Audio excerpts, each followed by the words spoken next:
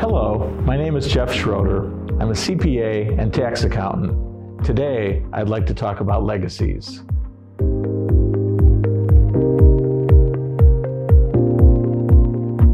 In recent years, I've been focused on two main areas of practice: privately owned businesses and not-for-profit organizations. It's at the intersection of these two topics that we come to the topic of today, creating a legacy. What do we mean when we talk about a legacy? Often the word is defined in financial terms, such as a will or a bequest. But I like to think of it in broader terms. How will you be remembered? By your family, by your colleagues, by your community. A legacy is something only you can create.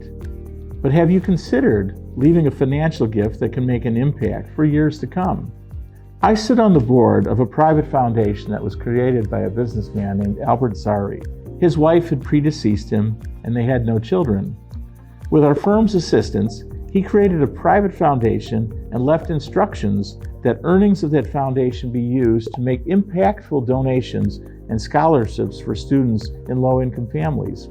He specified the schools to work with, and today that foundation supports over 60 students, and annually we give close to $500,000 for these scholarships. Mr. Zari will be remembered for years, and students will benefit from his kindness and generosity for many years to come. But what is a private foundation?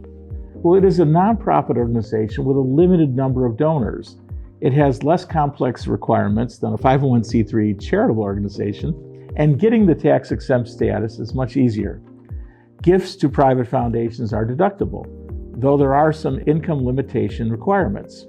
Amounts that can't be deducted in the first year can be carried forward to future years. Our clients come from many diverse backgrounds and situations. Some have estate plans already prepared, while some others might be struggling in the current economy. Maybe you don't have the resources of someone like Mr. Zari to create your own private foundation.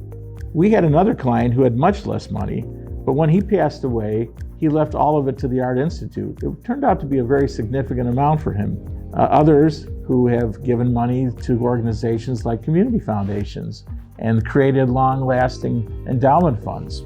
These gifts to endowment funds and to private foundations, again, can benefit you now from a tax standpoint, but also benefit donees and organizations for years to come. There are three benefits that come to mind when thinking about making gifts to a private foundation or endowment fund. First is that they enable you to make impactful gifts that can provide funding for scholars and favorite charities. Second is that this is something that can be for your family. When you're gone, your children can take on running the foundation and they can continue to make decisions on your behalf. Maybe they will make gifts to charities that they feel strongly about. And lastly, of course, let's not forget that private foundations and endowment funds can create great tax savings, not only in the year that you make the gift, but also they could reduce your estate taxes. It's kind of all these three things put together, it seems to me, create really strong reasons to want to consider this for someone with wealth. Tax planning and charitable giving are naturally very personal decisions.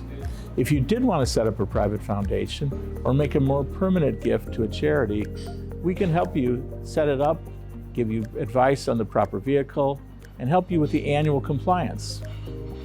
Thank you, and we hope to hear from you soon.